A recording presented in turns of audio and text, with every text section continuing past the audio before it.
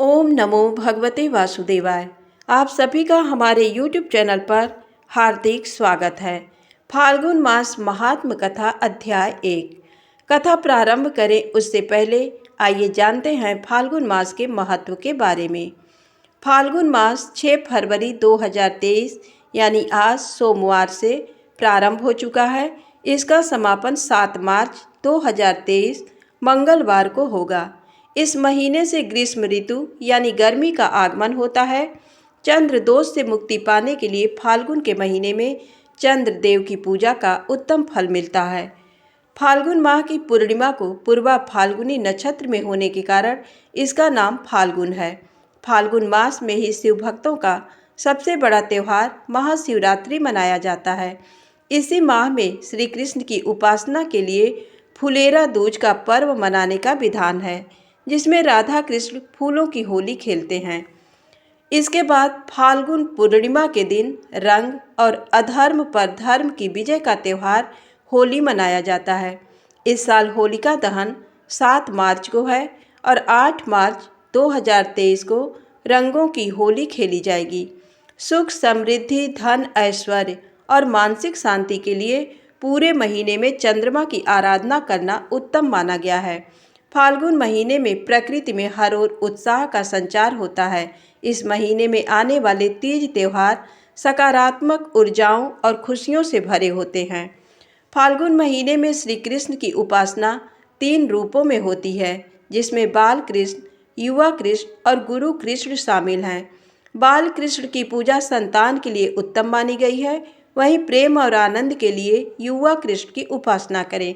इसके अलावा गुरु कृष्ण की आराधना करने से ज्ञान और वैराग्य की प्राप्ति होती है। भगवान शिव को चंद्र का देवता माना गया है। शिव शंकर ने उन्हें अपने सिर पर धारण किया हुआ था। फाल्गुन में चंद्रदेव की पूजा करने से स्वास्थ्य, सौंदर्य, प्रेम, सम्मान और पारिवारिक सुख शांति का वरदान मिलता है।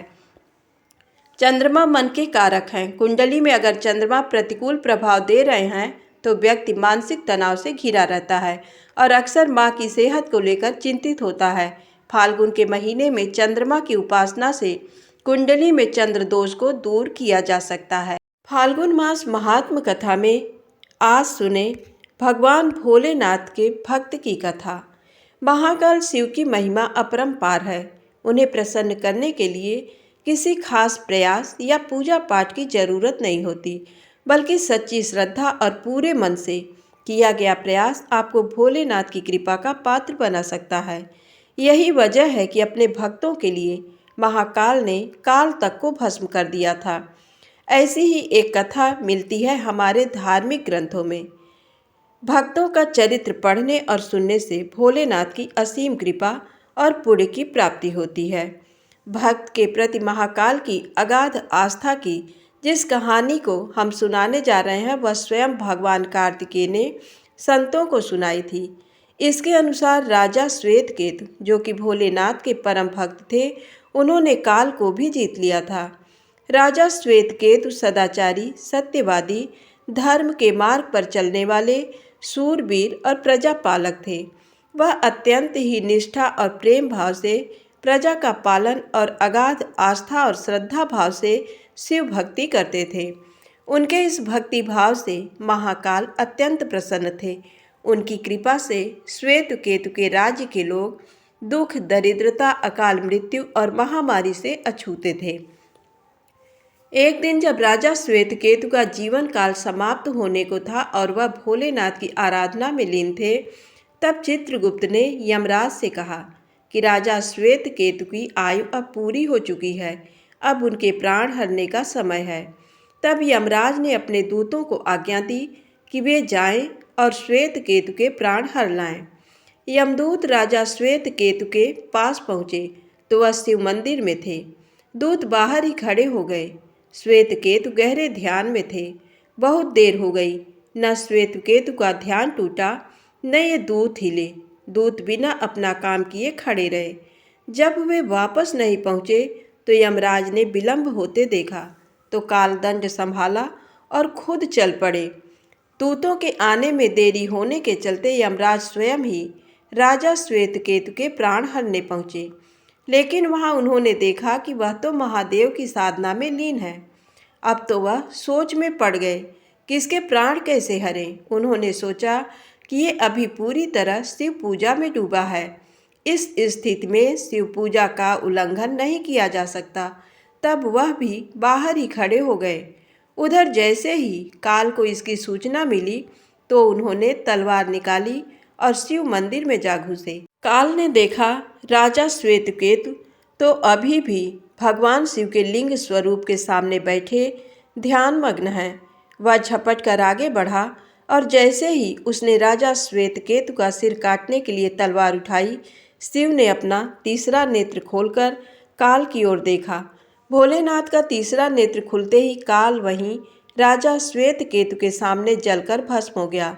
थोड़ी देर बाद जब राजा श्वेतकेतु का ध्यान टूटा, उन्होंने अपनी आंखें खोली तो राख में बदल चुके काल को देखा। उन्हें चिंता हुई कि ये कौन है और क्या है। श्वेतकेतु ने भगवान शिव से पूछा, हे भोलेनाथ, ये किसकी राख है? इसे किसने और क्यों जलाया? तब भोलेनाथ ने बताया कि ये काल था जो कि तुम्हारे प्राण हरने आया था। राजा श्वेतकेतु ने कहा कि हे महाकाल, ये तो आपकी ही आज्ञा से तीनों लोक में विचरता है, लोक को नियंत्रण में रखता है। इसी के भय से तो लोग पुण्य कार्य करते हैं। आप इन्हें अतिशीघ्र जीवन दान दे दें।